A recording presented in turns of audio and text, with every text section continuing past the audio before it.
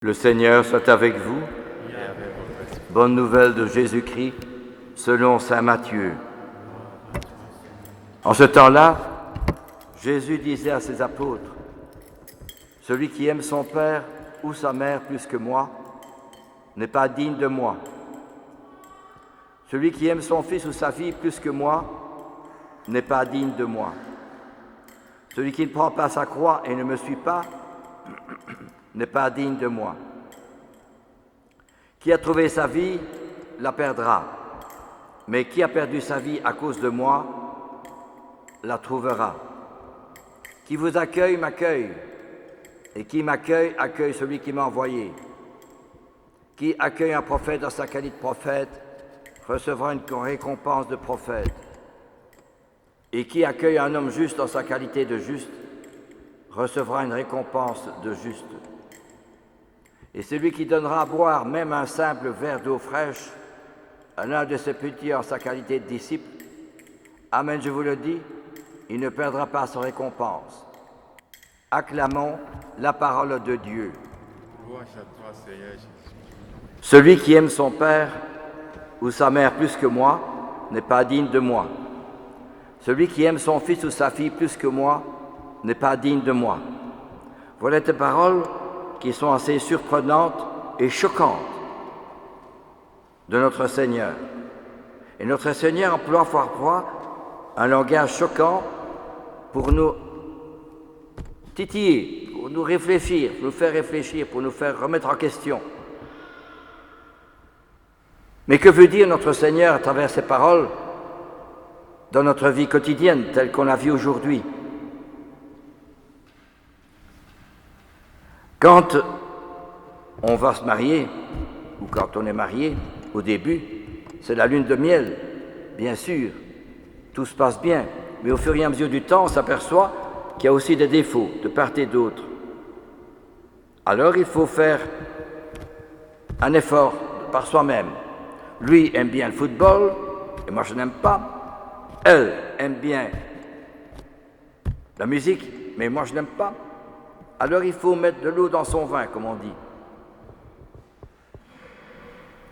Mais ce qui est vrai au point de vue de l'amour conjugal, l'amour de l'amitié aussi des autres, est aussi a fortiori plus vrai vis-à-vis de notre Seigneur.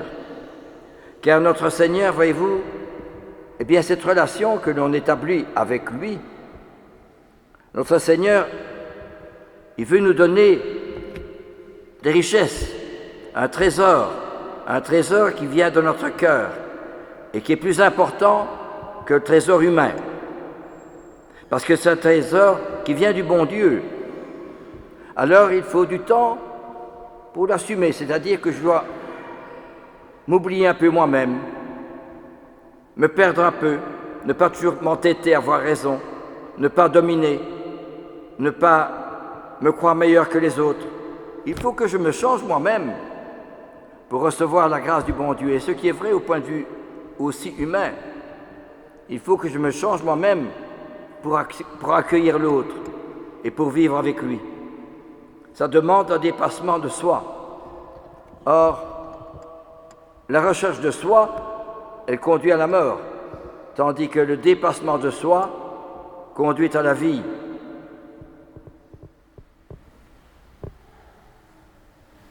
Vous avez vu à la télévision toute cette violence en France suite à la mort de Nahel, dont l'enterrement a eu lieu hier, si je ne m'abuse.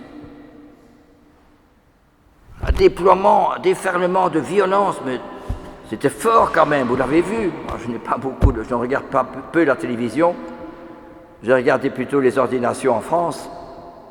À la fraternité Saint-Pierre, c'était vraiment très beau. Mais cette violence gratuite contre des magasins, contre des postes de police, contre des banques, c'est terrible. Et ces maisons qui brûlent, c'est fort quand même. Et pourquoi? Un jour, naguère, j'y allais quand même, maintenant je n'y avais plus, mais j'allais le samedi rendre visite à des jeunes détenus en prison. Et l'un d'entre eux me dit, « Tu vois tous ces jeunes en prison? Et tu sais pourquoi ils sont en prison? Ben, je dis, parce qu'ils ont commis des délits. Peut-être, me dit-il. Mais surtout parce que on ne nous parle plus de Dieu, on ne nous apprend plus à prier Dieu. C'est un jeune musulman de 20 ans qui me disait cela. Je n'ai pas oublié ce qu'il me disait. C'était un brave type. Certes, il a commis des bêtises, mais voyez-vous, je crois qu'il avait raison. Si au départ, dans une société où Dieu est absent, car quels sont encore les signes de Dieu visibles si on se passe à Liège? Où sont les dignes? Bien sûr, des églises, bien sûr, il y a des messes. Mais où sont les visibilités de Dieu dans la ville, au cœur de la ville? Où sont les signes de Dieu? Et c'est cela que les signes à travers des hommes, à travers des femmes, c'est cela que nous devons essayer de montrer. Or, on a perdu le sens de Dieu. Souvent, les cours de religion se résument donner des cours du genre, masculin, féminin. On ne nous enseigne plus Dieu, on ne nous apprend plus à prier Dieu, disait ce jeune. Je crois qu'il avait vraiment raison. La vraie grandeur de l'homme, c'est de se mettre à genoux. C'est que nous avons tous, sans nous en rendre compte, et moi le premier, nous faisons le jeu de la société. Les principes des grandes surfaces, c'est je choisis, je me sers, et puis je jette. Et sans s'en rendre compte, on devient comme cela, aussi soi-même. Je choisis ce qui m'intéresse,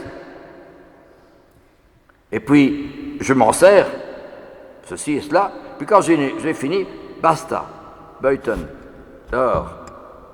Et sans nous en rendre compte, nous sommes comme cela.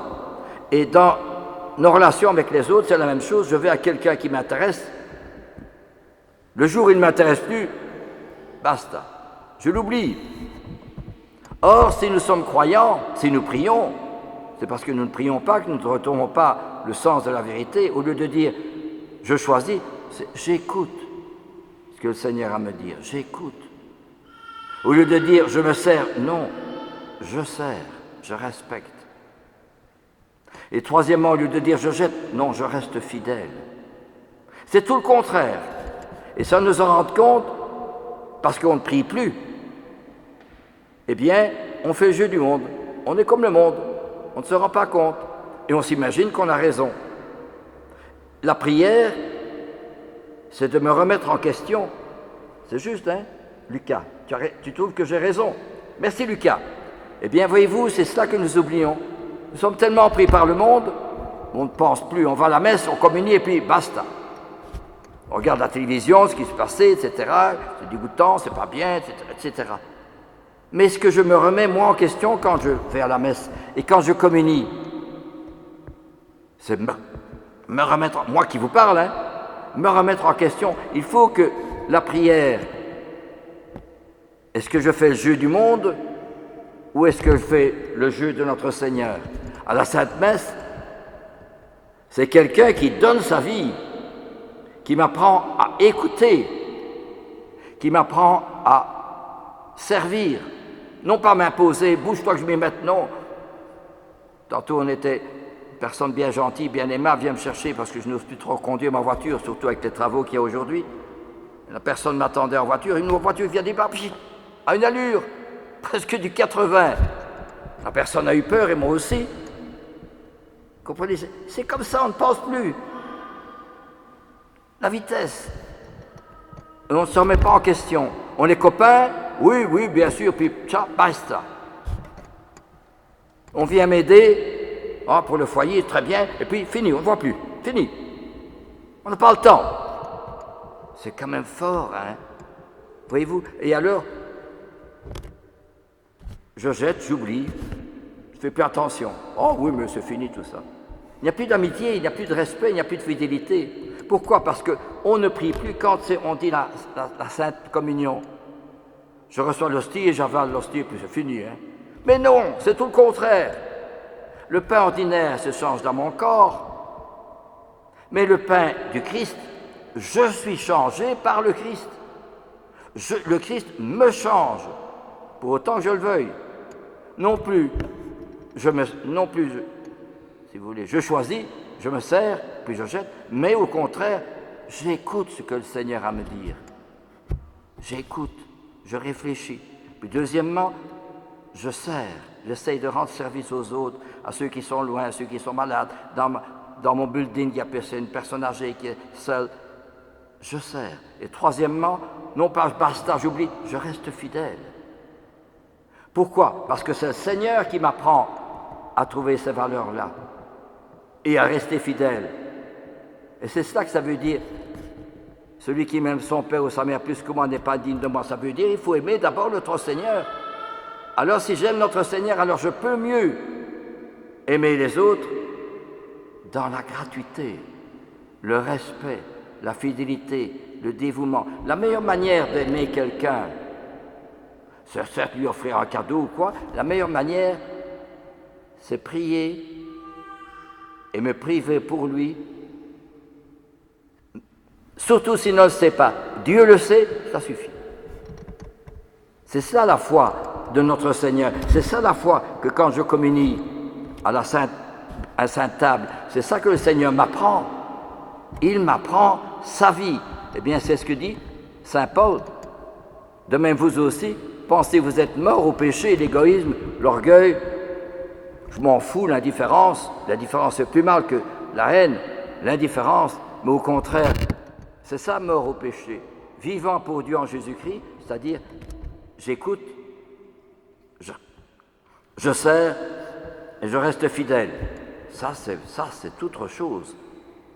Voyez-vous, c'est pour ça que si ces jeunes avaient été formés dans la prière, ils avaient prié, il y aurait certainement moins de violence et beaucoup plus de respect et de compréhension. Et c'est ce que nous dit la première lecture. Lucas, tu écoutes, hein? Et c'est ce que dit la première lecture. C'est-à-dire, le serviteur répond, que peut-on faire pour cette femme? Hélas, elle n'a pas de fils et son mari est âgé. Alors Élisée l'appelle et lui dit, à cette même époque, au temps fixé pour la naissance, tu tiendras un fils dans tes bras. Ça veut dire que si j'écoute notre Seigneur, si je prie, eh bien, je retrouve une maternité, une paternité spirituelle pour beaucoup de personnes, par la prière et par le sacrifice. Avant que des discussions, des rapports, des papiers, il en faut. Mais c'est d'abord par la prière et le sacrifice qu'on sauve les âmes. C'est un paradoxe, parce que on ne le voit pas. Mais l'invisible, c'est ça qui est essentiel. On ne voit bien les choses qu'avec le cœur, disait Saint-Exupéry. Voilà ce que veut dire celui qui aime son père ou sa mère plus que moi n'est pas digne de moi. Celui qui ne prend pas sa croix et ne me suit pas n'est pas digne de moi. Qui a trouvé sa vie, il la perdra. Mais qui perd sa vie à cause de moi, ça veut dire savoir se perdre par rapport à la société, à la mentalité. Eh bien, celui-là, il trouvera la vie. Il deviendra un père spirituel pour beaucoup. Si j'ai pu accueillir, des milliers de jeunes pendant plus de 50 ans, ce n'est pas par ma force ou ma puissance, non, ou ma intelligence, ou ma vertu, pas du tout. C'est grâce à ma petitesse et au bon Dieu.